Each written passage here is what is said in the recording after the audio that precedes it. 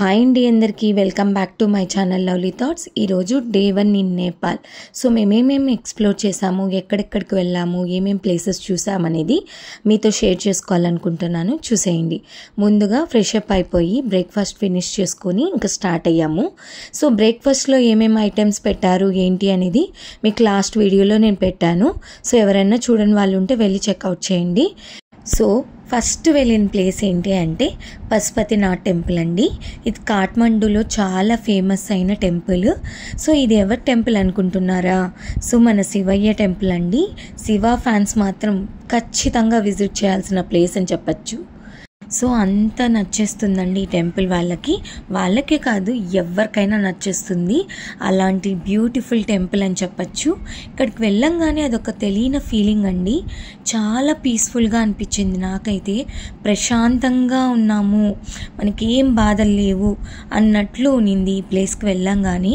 అదొక తెలియని ఫీలింగ్ అని చెప్పచ్చు. ఆ ప్లేస్ సరౌండింగ్స్ చూడంగానే ఏదో ఒక తెలియని లోకాలకి వెళ్ళిపోయాము అన్నట్లు అనిపించింది నాకైతే. చాలా బ్యూటిఫుల్ ప్లేస్ అండి. కానీ మేము ఇక్కడ రుద్రాభిషేకం చేసుకోవాలనుకున్నాము, కానీ అది 1 డే బిఫోరే చెప్పాలంట. ఆ విషయం మాకు తెలియదండి. సో దానివల్ల మేము అది మిస్ అయిపోయాము. లేకపోతే స్పెషల్ దర్శనం చేసుకునే వాళ్ళం. కానీ శివయ్య మాకేమీ లోడ్ చేయలేదండి. ఎన్నిసార్లు దర్శనానికి వెళ్ళామంటే అంత క్రౌడ్ ఉండి కూడా 4-5 టైమ్స్ వెళ్ళి ఆ శివ దర్శనం చేసుకున్నాము. నాకు చాలా చాలా మంచి ఫీలింగ్ కలిగింది. సో శివుడు అనుగ్రహం మాకుందేమో ఈరోజు అనిపించింది. సో మాకు దర్శనం బాగా అవ్వకపోతే మళ్ళీ నెక్స్ట్ డే వచ్చి స్పెషల్ దర్శనం చేసుకోవాలనుకున్నాము. కానీ శివయ్య మా మాటలు విన్నాడు. మా బాధను అర్థం చేసుకొని మళ్ళీ దర్శనం చేసుకునేంత ప్రాప్తిని మాకు ప్రసాదించాడు అనిపించింది. సో ఇక్కడ చాలా పావురాలు ఉంటాయండి. సో మనకి కాశీలో ఎలా అయితే దానాంతక్రియలు చేస్తారో ఇక్కడ కూడా అంతే అంటండి. సో ఇక్కడ ఒక కోనేరు ఉంది. ఆ కోనేరు దగ్గర వీళ్ళు దానం అంత్యక్రియలంతా చేస్తారు చనిపోయిన వాళ్ళకి. సో మేము నెక్స్ట్ వెళ్ళిన ప్లేస్ గృహేశ్వరి శక్తిపీఠం అండి. ఇది 18 శక్తిపీఠాల్లో ఒక పీఠం అనమాట. సో ఇక్కడ లోపల శక్తిపీఠం ఉంటుంది. అక్కడ నుంచి వాటర్ అనేది ఇక్కడ ఉంది కదండి కలశం, ఆ కలశంలో నుంచి వాటర్ అనేది ఊరుతూ ఉంటుందన్నమాట. చాలా ఫేమస్ అయిన టెంపుల్ ఇది కూడా. నెక్స్ట్ వెళ్ళిన ప్లేస్ వచ్చి బుద్ధ నీలకంఠేశ్వర టెంపుల్. ఇది 13 సంవత్సరాల నుంచి వాటర్లో తేలుతున్న విష్ణుమూర్తి టెంపుల్ అండి. ఇది కూడా కాఠ్మండూలో చాలా ఫేమస్ అయిన టెంపుల్. ఈ టెంపుల్లోకి వెళ్ళంగానే మాకు వాన పడిందండి. సో చూడంగానే బ్యూటిఫుల్గా అనిపించింది ఆ టెంపుల్.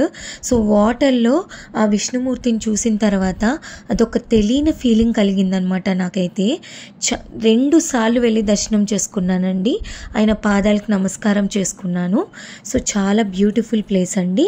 ఇది స్వయంగా వెలిసిన విగ్రహం అంటండి. 13 సంవత్సరాల నుంచి పూజలు అందుకుంటున్నారు ఈ దేవుడు. మస్ట్ విజిట్ చేయాల్సిన ప్లేస్. నెక్స్ట్ వచ్చి బుద్ధ స్తూప. ఇది స్తూపం అండి. సో ఇది బుద్ధుడిది అనమాట. మొత్తం బుద్ధ ఫ్యాన్స్ అంతా ఇక్కడే ఉంటారు. సో చాలా పీస్ఫుల్ ప్లేస్ ఇది కూడా. ఇక్కడికి వెళ్ళంగానే వాన రచ్చ చేసిందండి. అక్కడ చూడండి ఎలా ఉందో. అంత బ్లాక్గా అయిపోయింది, కానీ దుమ్ముగా పడిందండి. ఇక్కడ మాకు చాలా లేట్ అయిపోయింది. సో వాన ఎక్కువ పడడం వల్ల ఇంకా చేసేది ఏం లేక ఎందుకు టైం వేస్ట్ చేయడం అని చెప్పి ఇంకా అక్కడే లంచ్ చేసామన్నమాట. సో రోటీస్ తిన్నాము. సో అలా గడిచిపోయింది. కొంచెం తర్వాత వాన కంట్రోల్ అయింది. సో అప్పుడు మేము ఇంకా వెళ్ళి షాపింగ్ చేసుకొని మొత్తం తిరిగామన్నమాట. ఈ థీమ్ అంతా కూడా మీకు వైట్ థీమ్ ఉంటుందండి ఆ స్తూపం వరకు మాత్రం. నెక్స్ట్ ఇక్కడంతా చాలా షాపింగ్ ఏరియాస్ ఉన్నాయి. సో ఇక్కడ షాపింగ్ చేసుకొని కొన్ని ఐటమ్స్ తీసుకున్నాము.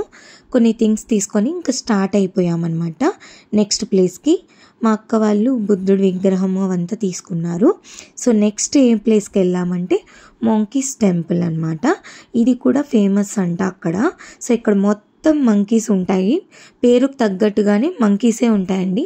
మొత్తం మంకీస్ టెంపుల్, ఇది కూడా స్తూపం లాంటిది అనమాట. సో ఇక్కడ కూడా బుద్ధుడిదే మొత్తం ఐడియల్స్. సో బుద్ధుడివే ఉంటాయి ఇక్కడ స్టాచ్యూస్ అంతా. పైన కూడా స్తూపమే ఉంటుందండి. సో మొత్తం ఇదంతా కూడా చాలా పెద్ద ప్లేస్.